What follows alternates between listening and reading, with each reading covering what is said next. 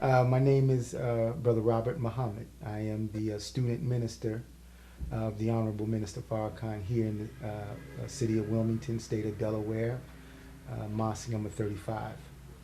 I have been in the Nation of Islam for approximately 28 years. I've been following the Honorable Minister Louis Farrakhan. I, my little background, if you will, I grew up as a service brat. My father was an Air Force air mechanic. He worked on airplanes. We traveled Germany, Italy, Florida, and Japan were the places that we traveled, me and my two sisters. And I can remember vividly the time that we spent in Japan. It was a wonderful moment in my life, even though I was a young child. We had the pleasure of living on base, learning the Japanese customs and culture or whatnot. And my mother and father hired a Japanese, what they call mama-san. She was what you call a maid. At that particular time in Japan, on the Air Force bases, they allowed the mama-sans, the older Japanese women, to come on base to seek employment because, as you know, when America bombed Nagasaki and Hiroshima, it destroyed. So part of the treaty, which would be in order for the women to gain employment, they would allow them to come on base. And so we were blessed with a Japanese maid by the name of Terry. My mother said, call her Terry. And such a wonderful experience, you know. So what happened, we spent about 4 years there, came back to the States, and ended up our time in Florida, Homestead Air Force Base, Florida. We had an opportunity to come back either to my father's home state town, Birmingham, Alabama, or Atlantic City, New Jersey. And me and my sisters decided we're going to go up north because we knew about the South. And so we came, Atlantic City, New Jersey, and God blessed me to be a good athlete in all three sports, football, basketball, and baseball. And I played the sport very, very well. Now looking back at it, should have stayed with baseball. I probably would have played major leagues, brother. But so I played, football and basketball and went to school at Bowling Green State University. Didn't stay, came back home, had to pay, I had to get a job. My mother passed when I was a senior in high school, excuse me. God had blessed me to become very popular in high school, and it was the first time that they ever allowed students to leave the school to pay homage to someone in their family, and they would not hold it against their record or whatnot. So we had about 600 people at my mother's funeral, which I thank the authorities at Pleasantville High School for allowing that to happen. So my mother passed when I was a senior in high school, so I went to college, came back after my basketball thing flopped, and then I had to start seeking employment in the casinos. And that's when I came in contact with the Nation of Islam. From then on, I became a student in the classroom of the Honorable Minister Farrakhan under the teachings of the Honorable Elijah Muhammad. So in short, that is the way that I was introduced to the Nation of Islam, because I grew up in, like most black people, I did not have a connection, or I wouldn't say a connection to black history, because in school we're not really taught that. I did not have I did not know Black Power. I never was introduced to Malcolm. I never knew the name Elijah Muhammad Farrakhan or anything like that. I grew up on base, and I was privileged with a childhood that maybe most of our brothers and sisters were not privy to. I enjoyed Christmases. I enjoyed the finer things in life, if you will. And I did not grow up among black people per se until I was like a teenager. Then I got the experience of living among my people. And that wasn't a pleasurable experience because, you're always being tested. And so, when I was introduced to the teachings of the Honorable Elijah Muhammad, it fascinated me. And I became a student of this great teaching. And looking back at it now, my mother had always instilled in me love for black people. When I was little, she would always, put in me love for black people, love for black women, love for black people, and not trusting the man and stuff like that. I never would get that from my father. I would get that from my mother. And so when I heard the teachings of the Honorable Elijah Muhammad, it seems as though my mother was preparing me for something and was telling me something that I would eventually run into.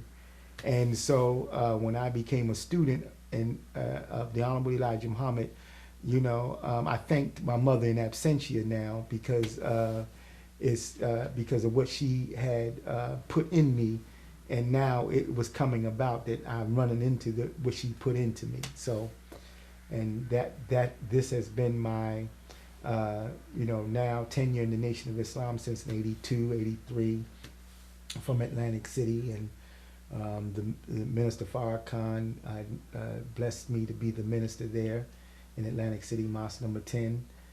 We invited him there twice. He came to Atlantic City. Then I went from Atlantic City to South Philly, where I became a helper to Brother Rodney, the student minister that's in Philadelphia right now. And then the minister moved me here to Wilmington, Delaware. So in short, that has been, I guess, my little tenure, if you will. And so now I'm here where we started off. It was maybe a few people here, 4 or 5 people. Brother Lamont, maybe 4 or 5 people. Brother Lamont was one of the first ones here, and Allah blessed us to build the mosque, which you see right now. So here we are, here in Wilmington, trying to make things happen for our people and getting the word of the Honorable Minister Farrakhan out to our people and to humanity in general, to let them know about the time and what must be done. Do you think more drugs flow into the urban community more so than the white areas, or is it just a different drug? I think, well, there's more. I guess they say like the crack cocaine obviously is more proportion to the urban America, even though Caucasian people use it at an unprecedented number, but it's just not reported. One time I smoked marijuana. I did not know how in the world that I was going to get rid of smoking the marijuana. But after the Honorable Minister Farrakhan had taught me the proper use of myself, I had the strength then to overcome, that demon, and when I overcame it, and I found out, wow, man, that, this thing is, this thing had a grip on me. But what did he do? He taught me about the God within, and by teaching me about the God within, and again, my relationships with the Lord of the worlds, I was like, man, this is a temple. What the heck am I doing defiling the temple of God? You see? And so again, how you defeat and overcome the enemy of God is that you give people the knowledge of God, see, which is akin to the knowledge of self, you see? And like the Bible says, ye are all God's children of the Most High God. And when you teach people or children that, see, then you can put drugs, like you could put drugs in front of me all day and all night. I'm not going there because I've been taught to love me, You see, and this is what human beings, brother, have failed to do. And because the society is being ruled and run by Satan, they want a way out. But the way out that Satan has for them is the liquor, is the drugs, is sex. See, and so when human beings are not afforded the opportunity to know, you know, knowing is a human it's a need, and it's a human right. And whenever human beings do not know and what they should know, then they seek what is called, pleasure. You know, but this is not pleasure, brother. This is the manipulation of oneself. Whenever you are using drugs, you manipulate the pain. That's what drugs do. Is nothing but the manipulation of the pain. But real pleasure, brother, is manifesting that which is in your mind and heart. And what you see it in your mind and in your heart, and then bringing it about, that is the greatest pleasure. That is the greatest high that one could have. People today are more involved with pleasure. See, this is what Satan does. There's a saying that the dragon had in the book of Revelations. He spewed out, he used his tail to bring down 3/4 of the stars of heaven. The tail represents the lower extremity of the dragon, which that he in the last days that Satan would use the desires and the sexual appetite of the human being in order to bring them down. And so when you look at people out here today, how our women dress, you know, the sex that you see on TV, what you see on the internet, you got people so sexed up and so crazy, but they want pleasure, but they don't want responsibility. There was a Caucasian scholar that said that the message and the work of the Honorable Elijah Muhammad done with no other social programs, no other,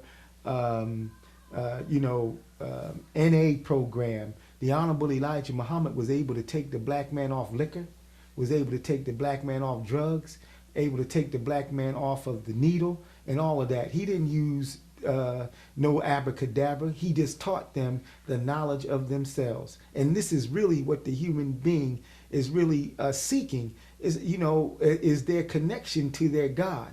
And this is the way that God has placed the Honorable Minister Farrakhan to give human beings that connection again. This is why messengers and prophets come, to reconnect the human being back to God, you know. So all of these other things that interfere with their relationship with God would be done away with that proper connection. The preacher has it, but is he willing to give it to the congregation so they may give it to their children? We believe that God did visit America.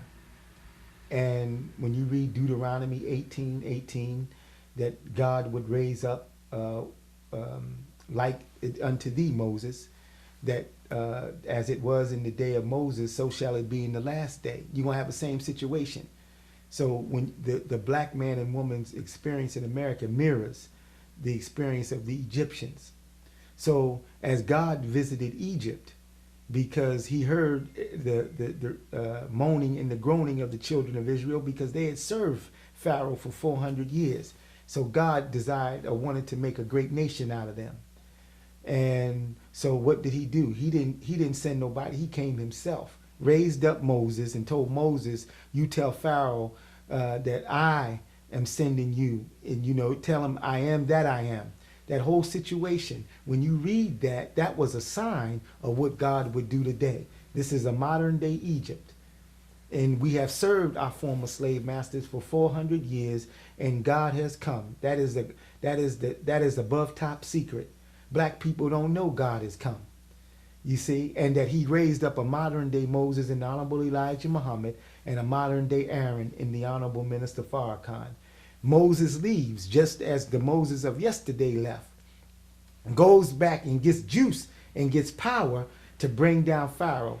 See, God did not bring Pharaoh down. He raised a slave and gave the slave the power to do it.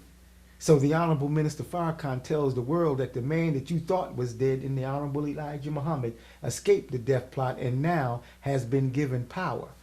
see, over his enemies, and he's using Minister Farrakhan as a dare. We got juice, brother.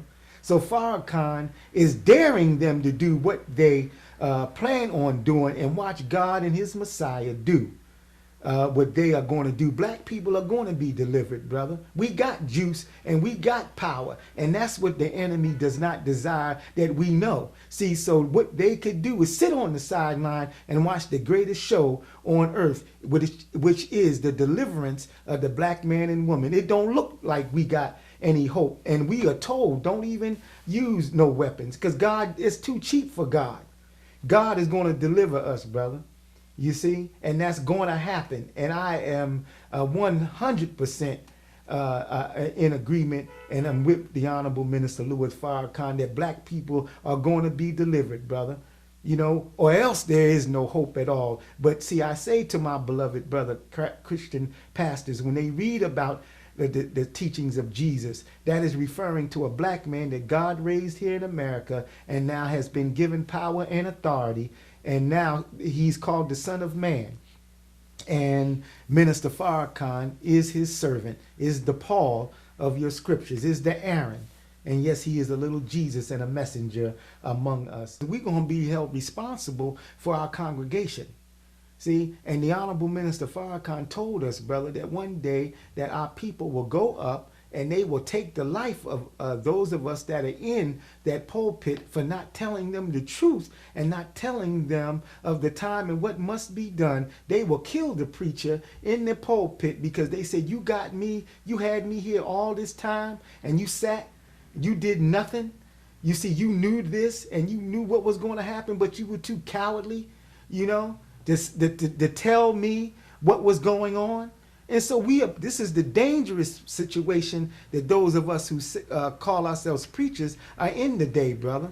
See, because if you warn the man not, the book says, if you warn him not and he dies, then God will not require that blood, the blood at our hands. But if you warn them not and you continue to go on, they will still die, but God is going to require that blood at our hand. And this is the situation, the dangerous situation that every pastor and preacher is in today. Follower of the Honorable Minister Louis Farrakhan, my parting words is, they called Jesus, you know, that he did his work by the power of the devil. You know, they said that he did his work by the power of Beelzebub. They called Jesus everything but who he was and is, which is the Messiah. So as it was 2,000 years ago, here we are in a modern day Israel. And here you have a man, as the Honorable Minister Farrakhan, that is going about the work of resurrecting, going about the work of guiding, going about the work of warning. How are you viewing him? How are you looking at him? And so I do not want us to pass up this time in looking at the Honorable Minister Farrakhan as some man that is of no consequence. Why don't we study him? And really, most of us know and recognize him to be that truth and that trumpet that is in the midst of us, that is sounding the alarm. And so I appeal to our brothers and sisters to look at the Honorable Minister Farrakhan more closely and to study his words, his aims, and his purposes. And you will know and see and believe that he's a man guided and protected by God himself. And yes, he is the messenger of God in our midst. And he is here not on his own, but sent by God to guide us up out of this hellhole and through this dark hour in which we live. I am his brother and I am his servant, and I just ask you to listen to him